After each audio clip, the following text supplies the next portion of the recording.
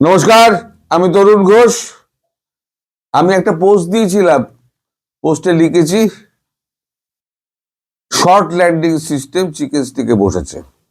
এই short landing সিস্টেমটা কি আপনারা সকলেই জানেন, সবাই ভিডিও দেখেছেন। তাও আমি বলছি যে জাহাজে যখন ফাইটার প্লেনগুলো নামে তখন জায়গাটা এত ছোট থাকে, তার জন্য একটা স্টিলের দড়ি এপার থেকে ওপার অব্দি টানা থাকে।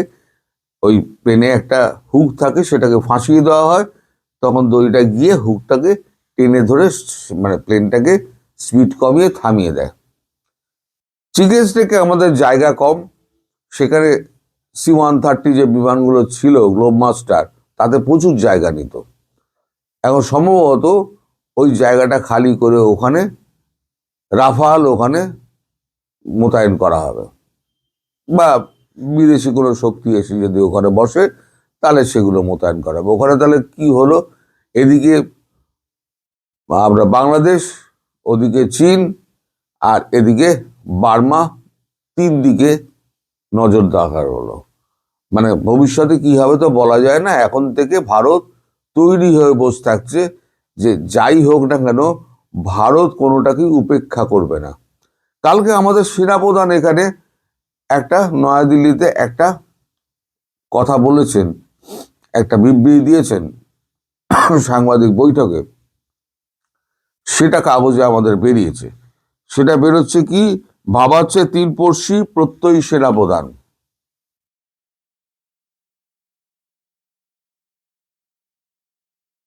এখন তিনি যা বলেছেন তাতে তিনটে দেশের কথা বলেছেন। চীনের কথা বলেছেন অল্প করে, মেইনলি পাকিস্তানকে টার্গেট করা হয়েছে, এবং তার সঙ্গে বাংলাদেশও আছে। বাংলাদেশে 8 লাইন রয়েছে খবর, কিন্তু এই 8 লাইনের ভেতরে ইন বিটুইন দ্য লাইন অনেক কথা বলা আছে। আমি সেদিকে আসছি। আমি প্রথম থেকে রিপোর্টটা পড়ি, কারণ এখানে চীন, পাকিস্তান, বাংলাদেশ কিভাবে জড়িয়ে আছে সেটা আপনারা বুঝতে পারবেন। লেখা হচ্ছে, তিন প্রান্তের তিন প্রতিবেশীকে নিয়ে ভারত যে খুব কম বেশি উদ্বিগ্ন তা কার্যত আজ বুঝিয়ে দিলেন জেনারেল উপেন্দ্র ত্রিবেদী। উত্তরে লাদাখ আপাতত শান্ত হলো, চীনের তৎপরতা বাড়ছে স্যাক্সকম উপত্যকায়। পশ্চিম সীমান্তের জঙ্গি শিবিরগুলিতে পাকিস্তানের মদত অব্যাহত। পূর্ব সীমান্তের বাংলাদেশ রাজনৈতিক পরিবর্তনের পরে চীন পাকিস্তানের সঙ্গে নতুন অক্ষর গড়ার পথে। মানে চীন নতুনভাবে বাংলাদেশ এবং পাকিস্তানের সঙ্গে একটা সামন্তরাল সম্পর্ক রেখে যাচ্ছে বলে উনি বলছেন। তবে বাংলাদেশ সেনার সঙ্গে আমাদের নিয়মিত যোগাযোগ আছে। মায়ানমার অসাধ্যের দিকেও ভারত নজর রেখেছে। সেনাপ্রধান জানিয়ে দেন, অপারেশন সিঁদুর এখনো চলছে। তার কথা, অপারেশন সিঁদুরের পরে সীমান্তে সন্ত্রাস কমেছে। গত বছর 26 জন জঙ্গি মারা গিয়েছে, তাদের 65% বিদেশি।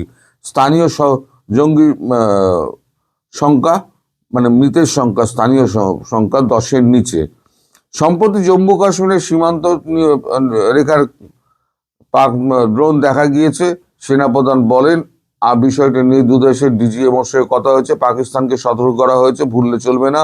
অপারেশন সিঁদুর এখনো চালু আছে। এরপরেও আজ সন্ধ্যায় নিয়ন্ত্রণ রেখা ফের ড্রোন দেখা দিয়েছে। মানে ভারতকে উস্কাচ্ছে, ভারতকে উস্কাচ্ছে। যেটা বাংলাদেশ করছে সেটা পাকিস্তানও করছে। আকাশ যুদ্ধে পাকিস্তান ও চীনের মোকাবিলায় রকেট ক্ষেপণাস্ত্র বাহিনী গড়ার কথা জানিয়েছে সেনাপ্রধান। অপারেশন সিঁদুর প্রসঙ্গে সেনাপ্রধান বলেন, প্রথম 22 মিনিটেই খেলা ঘুরে গিয়েছিল।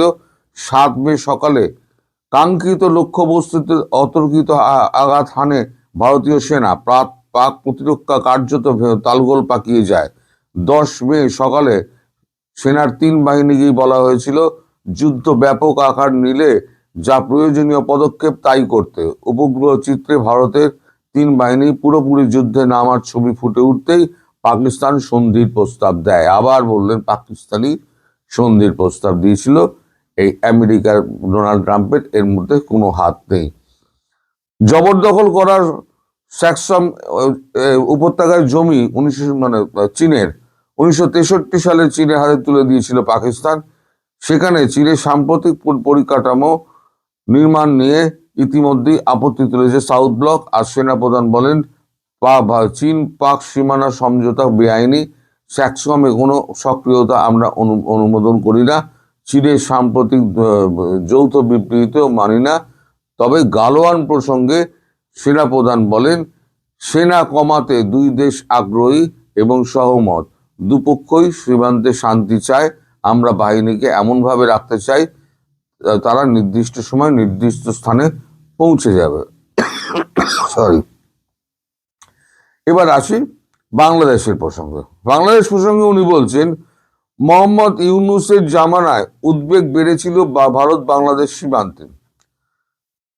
সেনানায়কের মন্তব্য, আগে দেখতে হবে অন্তর্বর্তী সরকার থাকলে তার মেয়াদ কতদিন, 4-5 বছর নাকি 4-5 মাস, তার ভিত্তিতে সিদ্ধান্ত নিতে হবে। তার দাবি, বাংলাদেশের 3 সেনা প্রধানের সঙ্গেই ভারতীয় সেনার 3 প্রধানের সরাসরি যোগাযোগ রয়েছে। ভারতের প্রতিনিধি দল সে দেশে সংশ্লিষ্ট সব অফিসারের সঙ্গে কথা বলেছেন। সেনাপ্রধান বলেন, আশ্বস্ত করতে চাই বাংলাদেশ কোনোভাবেই ভারতের বিপক্ষে নয়। অর্থাৎ বাংলাদেশ যে ভারতের বিপক্ষে নয়, এখনো পর্যন্ত ভারত সেটাই মেনে চলেছে। কিন্তু যদি মোহাম্মদ ইউনূসের সরকার যেভাবে চলছে তাতে যদি অবস্থার অবনতি হয়, তাহলে পরে কিন্তু ঘটনা অন্যরকম ঘটতে পারে।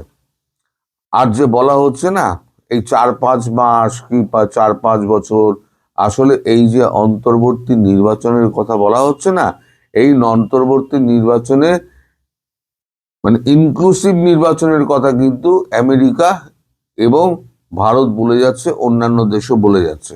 এই ইনক্লুসিভ নির্বাচনটা আদৌ হয় কিনা তার উপরে কিন্তু নজর রাখা হচ্ছে। তাই বলা হচ্ছে এখানে, আগে দেখতে হবে অন্তর্বর্তী সরকার থাকলে তার মেয়াদ কতদিন, 4-5 বছর নাকি 4-5 মাস, যার ভিত্তিতে সিদ্ধান্ত নিতে হবে। যদি 4-5 মাসের টানা হয়, এই 12ই ফেব্রুয়ারি নির্বাচন হলো না, আমি বরাবরই বলছি নির্বাচন হবে না, নির্বাচন হয়তো পেছাবে। এই 4-5 মাসের মধ্যে ইনক্লুসিভ নির্বাচন যদি না হয়, তাহলে পরে কিন্তু ঘটনা ঘটতে পারে এবং যে কোনো ঘটনা ঘটতে পারে। এবং চাল ডালের ব্যাপারে একটা কথা হয়েছে, সেটা হয়তো কালকে কাগজে হয়তো বেরোবে, আমি তখন আপনাদের বলবো। পণ্য সরবরাহ নিয়ে একটা কথা হয়েছে, সেটা আমাদের এখনো বেরোয়নি, ফলে আমি এখনো বলছি না ওটা। কিন্তু মোটামুটি একটা সিদ্ধান্ত হয়ে গেছে যে পণ্য সরবরাহ খুব শিগগির বন্ধ হয়ে যাবে।